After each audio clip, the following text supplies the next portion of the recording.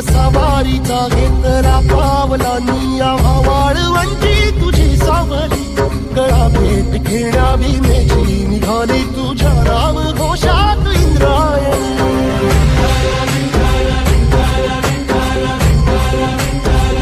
भिडे आसमंती ध्वजा वैष्णवांची उभी पंढरी आज नानावली तुझे नाव ओठी तुझे रूप धानी जीवाला तुझी आस गाला गली सगळी बाप साऱ्या जगाचा परिचय